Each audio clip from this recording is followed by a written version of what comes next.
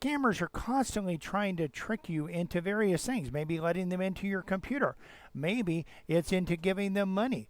Of course, they're pretending to be someone else. How do you protect yourself against these scammers? I'm Brian Longworth, host of a Faster PC Live technical support. Coming up next, I'll actually show how scammers and hackers actually spoof phone numbers so that they're actually able to call from multiple phone numbers, so many phone numbers, including even some that are legitimate, maybe even your bank or another entity. We'll also show you how you can prevent the calls from coming to your phone in the first place in most cases, how to spot a scam, and how to protect yourself from these scams so that you're not a victim to these types of scams. We're going to the lines. We have Alan on the line.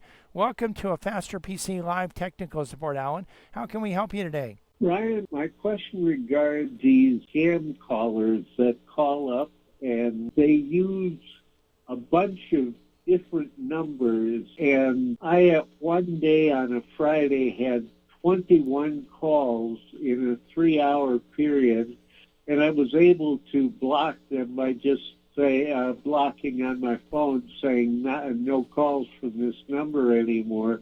But I'm wondering why the telephone providers allow these scammers to get all of these different numbers to keep calling you. Can you answer that question, please? Yes, so scammers, and we'll talk, in fact, we'll dedicate this segment to talking about scammers and going over that. So here's the thing. First of all, what can happen today is that anyone can go out, let's say get a cell phone, get a voice over IP. Voice over IP stands for Voice over Internet Protocol. So you go out and there are various providers. There are even ways that you can do this yourself. I'm sure that the scammers are doing it themselves because most of the providers, if you want to show a particular number as your caller ID, you have to actually prove that you own that number, that it's your number. Like, for instance, we have multiple numbers here at a Faster PC, but when someone receives a call from us, they receive a call from our main number, 772-878-5978. And, of course, if they call that back, they get us, and we do it that way. Well, we had to prove, and we already own, our voice over IP service has that 772-878-5978 number. So they knew already, our provider knew already that we own that number.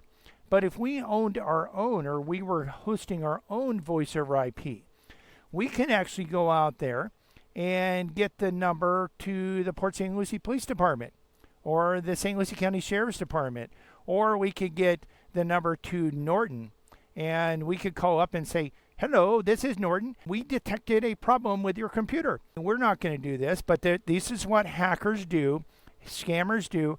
They actually take a number that's a legitimate number, and they can spoof that number. So they can call you with the number that Norton would call you from, or the number that, let's say, your bank calls you from. That's a real tricky one. Let's say you bank with Bank of America, or you bank with PNC or Truist. Whoever you bank with, they have a particular number. If you call them up, you're going to call that number. Probably you're going to also have that number programmed into your phone. So then you receive a call one day that comes from that number, and it actually looks like it's coming from your bank. And so you talk to them, and automatically your guard is dropped down. You're not going to question really what the other person is saying. You're going to count that is you're going to figure, most people would figure, that's your bank calling you, and you need to give them whatever information they need so that they can address that. Well, it doesn't necessarily mean that it's your bank. If they had a recording of someone from the bank, they could use artificial intelligence to reproduce that voice. We've had customers and talked to people that have actually received phone calls that came from their grandson's phone number, and it sounded just like their grandson, and this was, the grandson was saying, "Hey, I'm in trouble, don't call my parents, I don't want them to find out, but I need your help, I need some money." And some of them, hey, they want to help out their grandkids, and they go and help them. And really what they're doing is they're giving money to the scammers and the hackers. So with voice over IP, especially if you host it yourself, and there are ways that people can host it themselves, you can say that your number is any number out there. So blocking that number, well, the next time they call you, they're probably going to call you from a different number. One of the things you can do to actually protect yourself against these types of phone calls is, first of all, is that you need to have a zero trust mindset. You're not going to trust the people that are calling. You're not going to actually believe that they are who they say they are. You're going to hang up with them and you're going to call them back. And the thing is, when someone's spoofing your caller ID, they can show that they're a particular number, but when you call them back, you're actually going to get the legitimate number. So if someone has the number that says, hey, we're Bank of America, that's the Bank of America number, and you call that number back, you're going to actually reach Bank of America, as opposed to the scammer that called you on a different number with spoofing the caller ID to show that he was calling from the Bank of America number. And again, they're just doing this to trick you and to deceive you into this. One of the things you can do, though, to cut down on scam phone calls, this won't help you if you have the contact in your phone book. I know that you can do this on an iPhone. I don't know on an Android whether you can do this, but iPhones have a setting where any phone call that comes in that's not in your address book automatically goes to voicemail.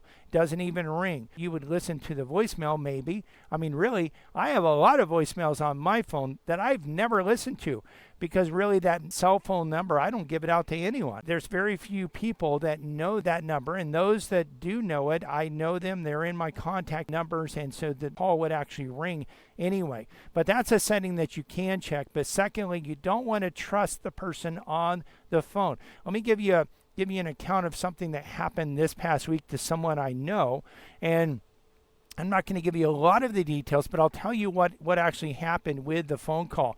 So this person received a phone call that said they were from the sheriff's department and said that this person had missed a jury duty assignment and that they were going to be arrested if they didn't pay some money.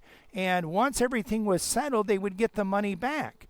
And the amount that this particular scammer asked for was $3,500. So this person actually called people asking for money. And you know what? Some of them loved this person enough that if they had $3,500, they would give it to them to keep them out of jail.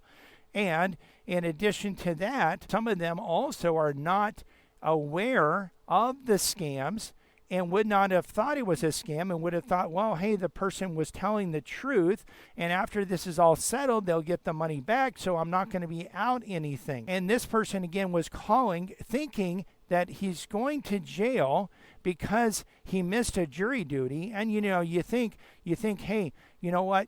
Have you ever gotten a jury duty letter in the mail? Maybe it wasn't even delivered. Maybe someone else got it and threw it away accidentally. Is it possible that there was a jury duty that you missed?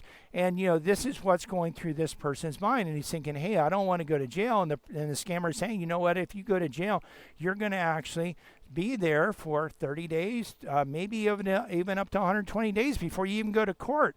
And that may be true. And so, obviously it's not true. The whole thing was a scam. You have to, first of all, not trust what is being said. You have to verify. Really, the thing to do in a case like that would be to hang up and then call the sheriff's department in your county. By the way, the scammers were also asking for the money to be deposited to the U.S. Treasury Department. And they told the person that he was under a gag order and couldn't tell anyone. Well, why would they tell him that? Well, because if he started giving the details, other people would be more likely to say, you know what, that's a scam. That sounds like a scam. And really, they told him, hey, you're under a gag order. Well, how was he under a gag order? Well, because they told him he was under a gag order, so he wouldn't actually tell people that he was calling why he needed the money, that he just had a legal matter and he couldn't really explain right now, but once everything was sorted out, he would get the money back. So, hey, they wouldn't actually be out of that money if they gave it. But they said, hey, you need to actually deposit this money to the U.S. Treasury Department. So what does that mean? Well, obviously the U.S. Treasury Department, that's where you send your IRS money. That's where you send your taxes. That has nothing to do with jury duty. You get some of these details, and obviously they didn't want him to be able to actually share these details with anyone else, because, again, if he shared these details with someone else, that person might say, that sounds like a scam. First of all, you don't want to actually trust what is being said. Pick up the phone. If the phone call says it's from your bank, call your bank. See if they just called you. If it says it's from your attorney, call your attorney. Even if you get a call that says it's from a faster PC, and even if it uses my voice, because you know what? I do a lot of videos. Hackers could take my voice and replicate it through artificial intelligence. Call you up and say, hey, listen, I need you to do this. Let me into your computer and, we need to resolve an issue. Well, listen, hang up the phone and call us back and see, were we calling you? Call your bank. Was your bank calling you? Call the sheriff's department, whoever it is.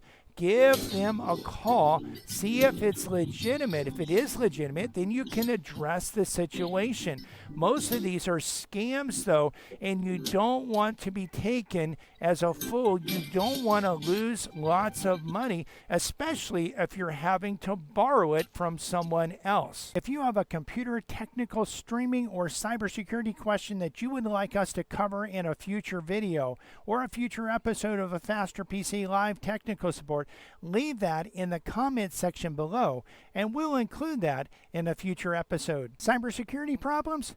You need a Faster PC.